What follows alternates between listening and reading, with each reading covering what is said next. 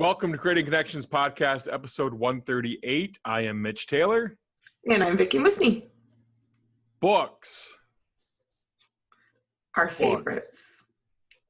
And books. I would encourage you, if you don't read books, at least probably once a quarter, I would think. I know we're busy. That's a good minimal goal. Yeah. A good minimal goal, I think, would be once a quarter. But readers are leaders. And books are also not just meant to be read once, but read more than once. Amen. We'll tell you a few of ours here, and specifically why they're favorites of ours after the break. That was nice and easy. What are you talking about? This also speaks to a much bigger issue. Providing personal solutions through understanding people. This is the Creating Connections Podcast with Gitomer Certified Advisor Mitch Taylor and Certified Personality Trainer Vicki Musney. Welcome back to Creating Connections Podcast, episode 138. I'm Mitch. And I'm Vicki. And we're talking about books today. Yes, I'm excited. I've seen a lot of people posting on Facebook and sharing about books they're reading or books they love or sharing their Goodreads lists. And I thought this would be really fun. We haven't talked about our favorites specifically on an episode in a while. And it's funny that I even say favorites because one of them that I'm going to share fits in the category of what I call like a longtime favorite. It's one of those that I reread and I love to give and come back to. And then one of them is one I just read fairly recently. I read it in August and September. I'm not a really fast reader and I don't set aside a ton of time to read, but maybe I'll talk about that one first. Is that okay? Sure, absolutely. Okay.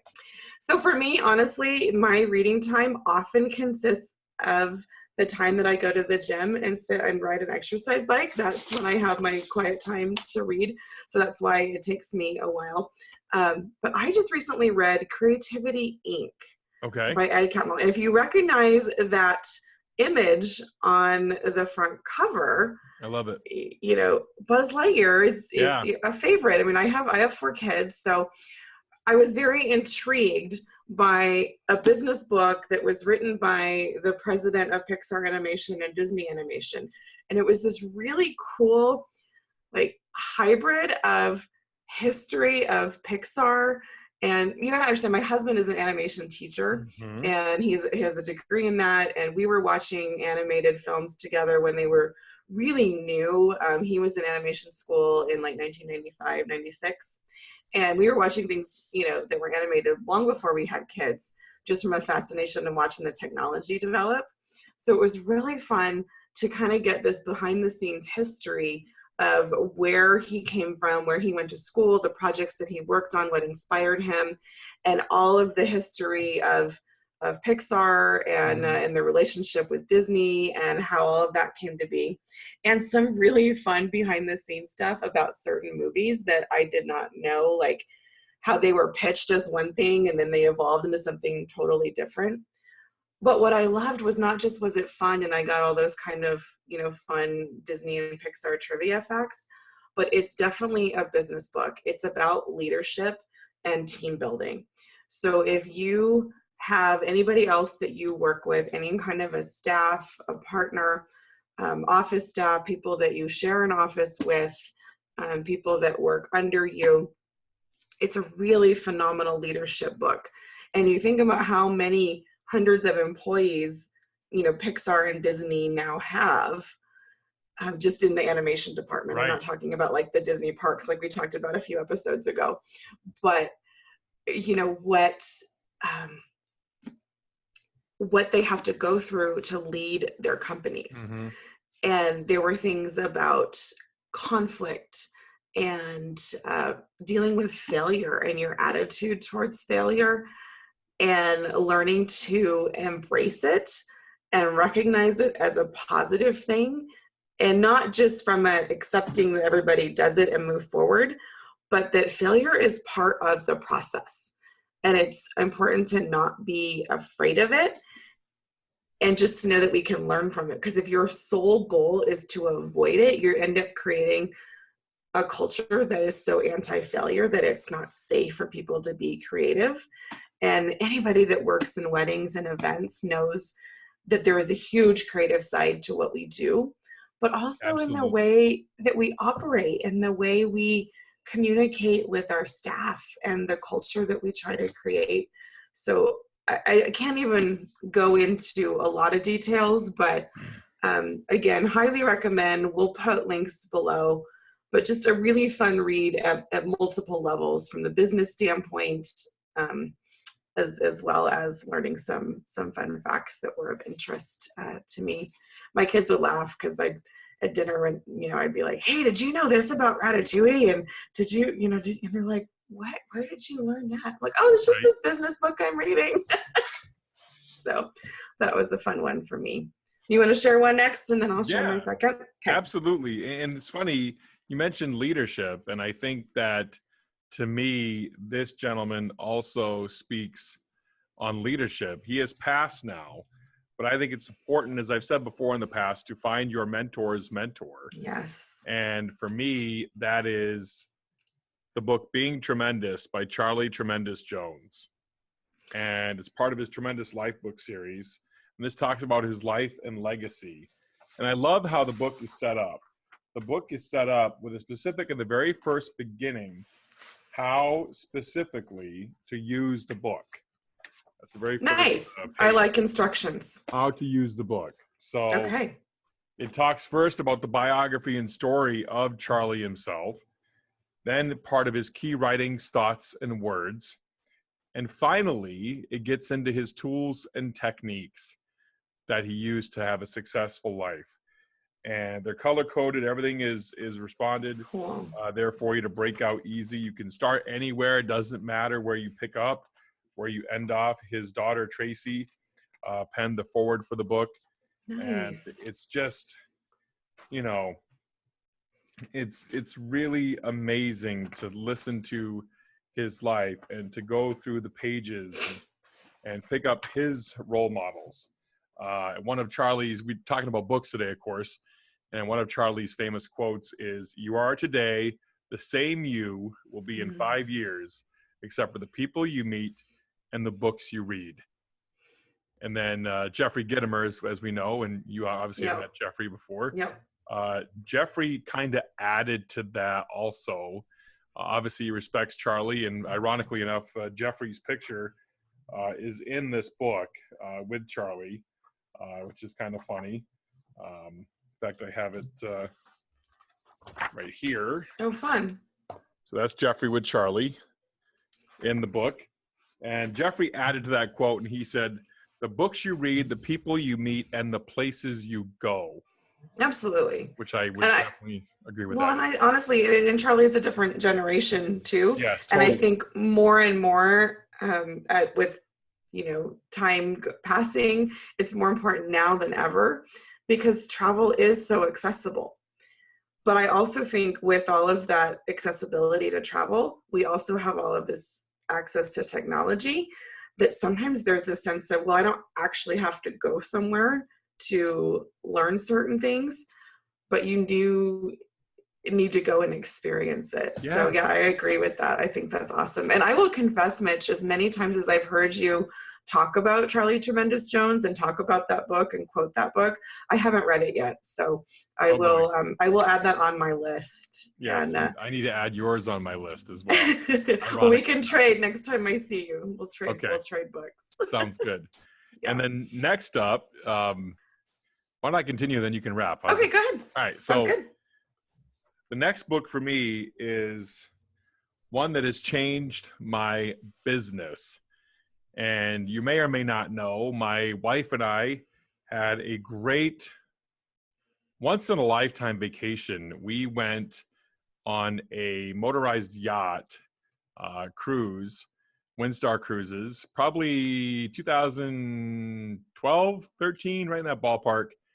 And I'm shocked you don't know the exact dates. it was a very expensive cruise, well north of $6,000. Mm-hmm. And we literally came back from that and jumped right into Dave Ramsey Financial Peace University. Nice. Which was hilarious because we just went on the most expensive vacation we'd ever been on yet. Well, good, because had you read the Dave Ramsey book first, you wouldn't have gotten the vacation. So. Exactly.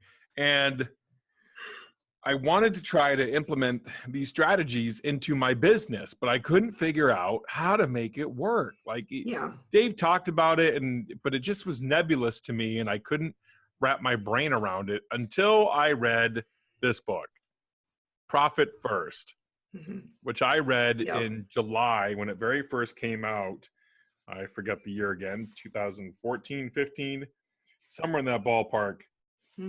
Can't find the date here right now. That's Ironically enough, I'm sure Jason Spencer knows exactly when it came out. I actually have some notes as well, scribbled on that. Nice. From this note inside the book, which is funny to me that I have the notes inside there as well.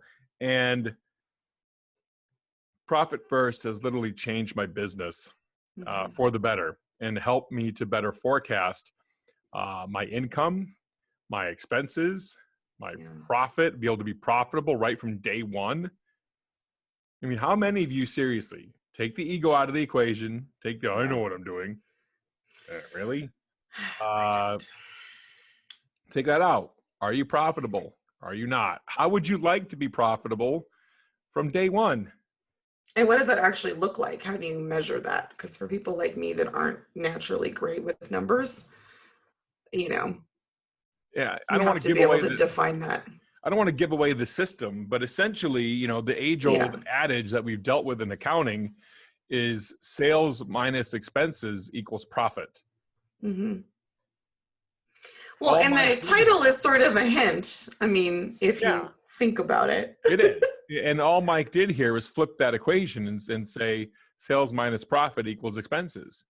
Take your profit first. Yep.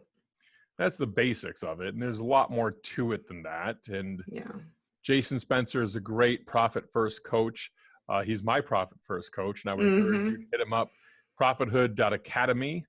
That's profithood.academy is where you can. We've had him on the show before. Yes, we'll try to go back and find that link for you, which episode it was. But, and I love what you said because I'm a big Dave Ramsey fan also. My husband and I have taken the class multiple times.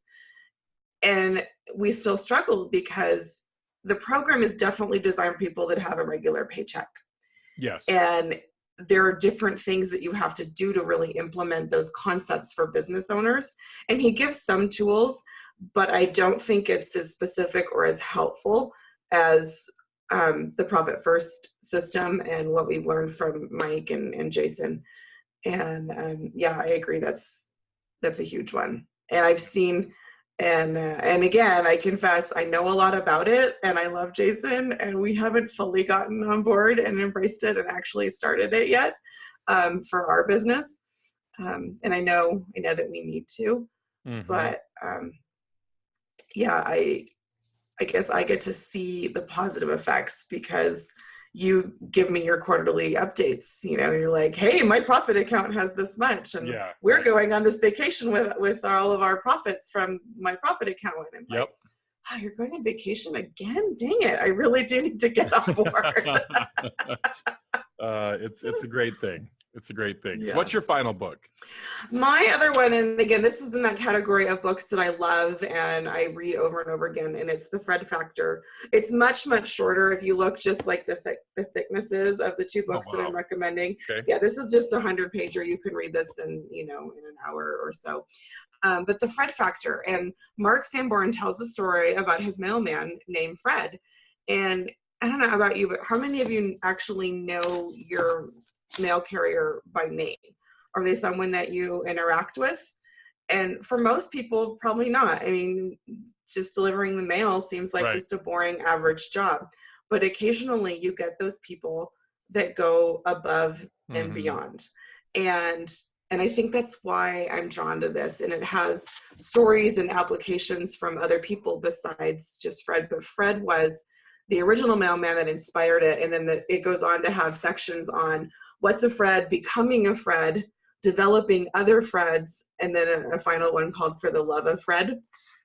And other people share their stories and examples. But just that idea of embodying customer service and really caring. So everything that you and I talk about, Mitch, the being in the moment, paying attention to your clients, really focusing on individual needs, individual personalities, but taking that and just going above and beyond. And there's a story in there about that I could relate to about someone that ordered a certain kind of soda. And for me, as a Dr. Pepper drinker, I've been in that situation where at a restaurant, I'll ask for a certain, or I'll drink Diet Coke, but I hate Diet Pepsi. And usually if they say, oh, I only have Diet Pepsi, then I'll just order something else. But there's a case in here of a server that actually went next door, bought the kind of soda that the client asked for, and then served it. And later they realized, wait, this isn't even on the menu. Oh, I know, but that's what you wanted.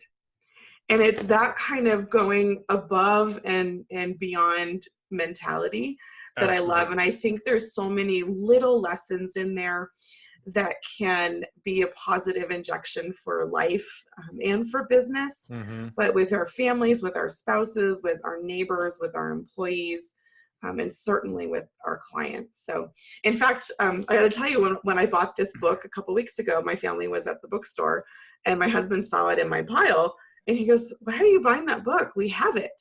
And I said, I don't know. I just noticed that they have it in stock and I wanted to get one. I'll give it away to somebody. So since this is officially an extra copy, what my request would be is that you send me a private Facebook message telling me that you watched this episode, and the first one to do that, I will mail this book to you. Wow. So there you go.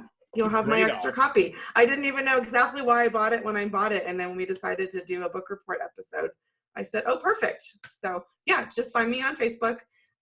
Either my personal profile if we're already friends or my business profile, the same name, and the only Vicki Musney on Facebook, so I'm not hard to find. It's the one perk of having a weirdly spelled name. So Vicki, Vickie. Yes. Musney, M-U-S as in Sam, N as in November, I. Yep. That's how you spell the name. Just to be sure you got it. So just message me that you watched this episode and that you are interested in learning about the Fred Factor.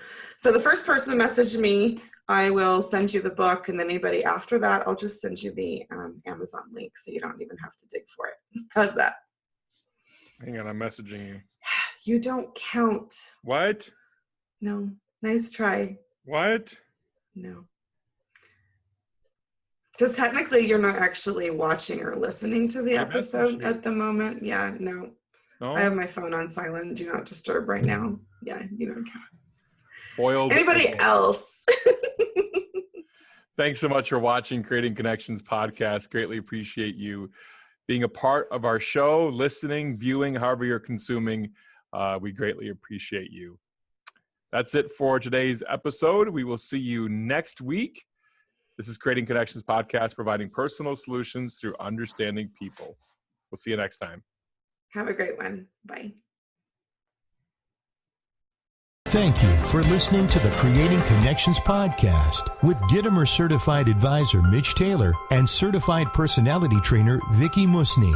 For more information on providing personal solutions through understanding people better, visit creatingconnections.biz.